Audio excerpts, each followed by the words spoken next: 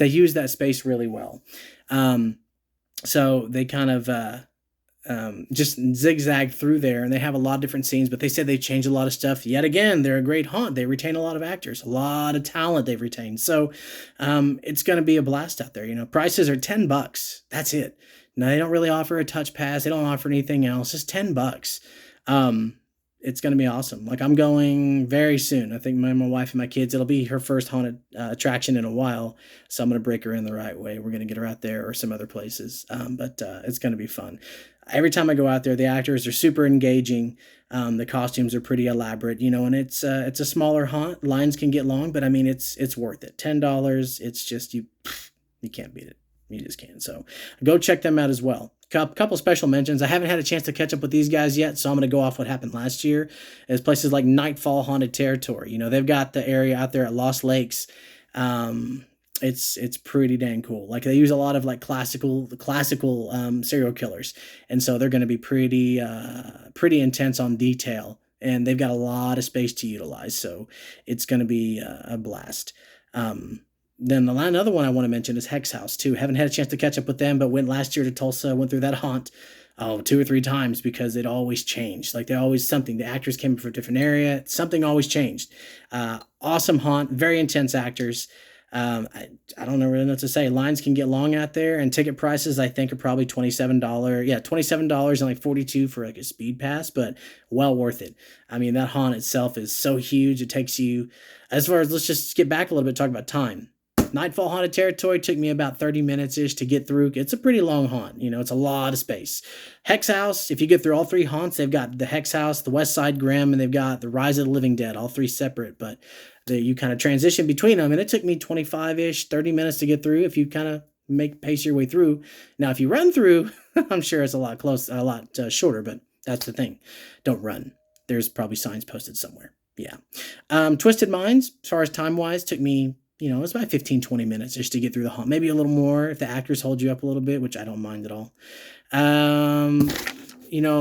Wicked Forest of Terror, 20, 25-minute haunt, depending on how careful you walk and everything else. And it could be 20 minutes, it could be an hour. Depends on if you get to the end of it and you can't navigate that part that well. Could be a lot longer. It all depends on you. Guthrie haunts, it's, 20, 25-minute haunt as well. They're all in the same kind of realm as far as time span. They all offer different things, and it's going to be a blast. I mean, it depends on what you want, really. They all offer something good. You just pick the one that kind of fits you the best. You want indoor, you want outdoor, you want a combo, you like classical serial killers, you like a lot of actor interaction. There's a lot of stuff. They're all really good at what they do, and they offer a little something different. So I would say you've got options. Wicked Forest of Terror, Guthrie Haunts for one. Then you've got Twisted Minds, and you've got Nightfall Haunted Territory, and you got Hex House, So you got some good options. I'll make some more videos in the near future. I'm going to get back on the ball to kind of give you guys a little more information about who and where and what and how. But for now, those are kind of some of the staples that I've been holding on to for a while. And for good reason. They're awesome. The people that run the haunts are awesome. The experience overall is awesome, and you really can't beat it. I personally feel like in the United States, Oklahoma has it going on when it comes to haunts, because they're not all cookie cutter. They're all a little different. So you get a little bit different from everything. You will not see the same stuff twice at most of these haunts. They are very unique.